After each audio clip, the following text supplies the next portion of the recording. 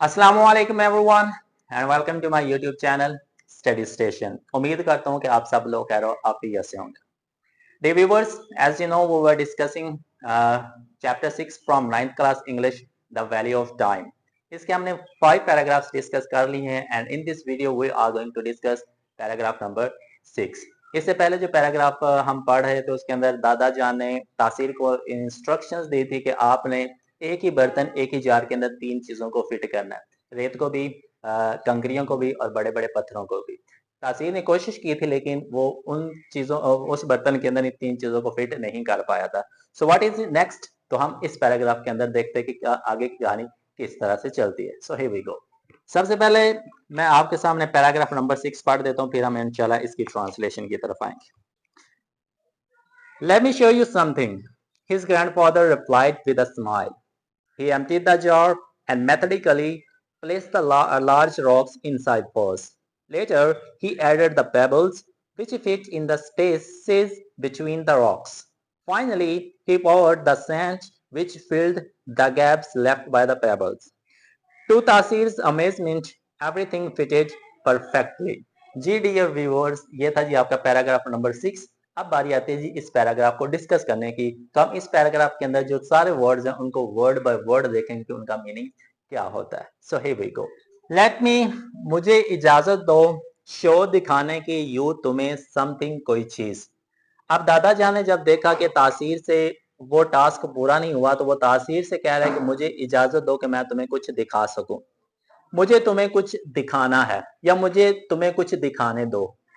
His grandfather, उसके दादा जान ने रिप्लाइड, जवाब दिया, विद अ स्माइल, एक मुस्कुराहट के साथ। दादा जान ने मुस्कुराते हुए जवाब दिया। ही, उसने, दादा जान ने, एम्प्टीड, खाली किया, द जार, बर्तन को।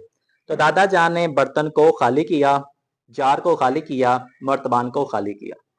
एंड मैथडिकली, तरतीब के साथ। मैथडिकली का मतलब होता है जब आप सीक्वेंस में काम करें, तरतीब से काम करें, उसको मैथडिकली कहते हैं।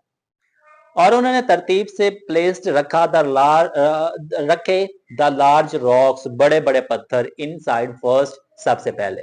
तो दादा जान ने सबसे पहले काम क्या किया कि उसने जो बड़े बड़े पत्थर थे उनको सबसे पहले उस जार के अंदर रखा। तासीर ने इसके कंट्रास्ट में काम किया था, उसने सबसे पहले रेत को अंदर डाला था, लेकिन दादा जान ने सबसे पहले बिग रॉक्स को अंदर रखा।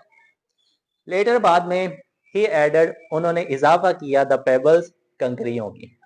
बाद में दादा जान ने कंकरियां डाली। तासीर ने भी दूसरे नंबर पे कंकरियां ही डाली थी लेकिन उसने पहले रेत डाल दी थी। विच फिट, जो पूरी आ गई थी, इन द स्पेसेस, खाली जगह। और वो जो कंकरियां थी पत्थरों के अंदर जो खाली जगह बची थी उसके अंदर पूरी आ गई थी। बिटवीन द रॉक्स, पत्थरों के दरमियान। उन्होंने कंकरियां डाली जो पत्थरों के दरमियान जगहों में समा गई, पूरी आ गई थी। फाइनली, आखिरकार, ही पॉर्ड, उसने डाला, द सैंड, रेत को। और आखिरकार उन्होंने उस जार के अंदर रेत को डाला। विच, जो, फिल्ड, पूरी आ गई, समा गई, द गैप्स, खाली जगहों पर, लेफ्ट, जो बची थी, बाय द पेबल्स, कंकरियों की वजह से। और उस जार के अंदर कंकरियों की वजह से जो खाली जगह बची थी, रेत उनके अंदर समा गई। टू तासीर अमेजमेंट, तासीर हैरान रह गया, तासीर हक्का बक्का रह गया कि ये कैसे हो गया।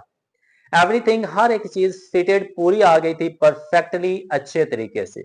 और हर एक चीज मुकम्मल तौर पर अच्छे तरीके से समा गई थी, मुकम्मल तौर पर पूरी आ गई थी।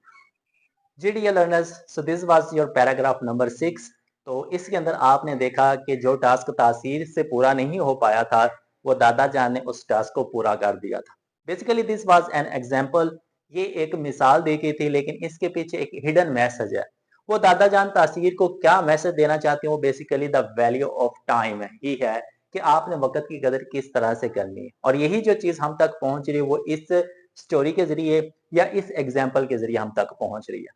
होपफुली कि आपको ये paragraph number 6 from 9th class English समझ में आ गया होगा। सो इंशाल्लाह we will see you in our next video, और हम देखेंगे तो बेसिकली इस एग्जांपल के पीछे जो हिडन मैसेज है वो क्या है। सो इंशाल्लाह we will see you soon. Have a nice day to all of you.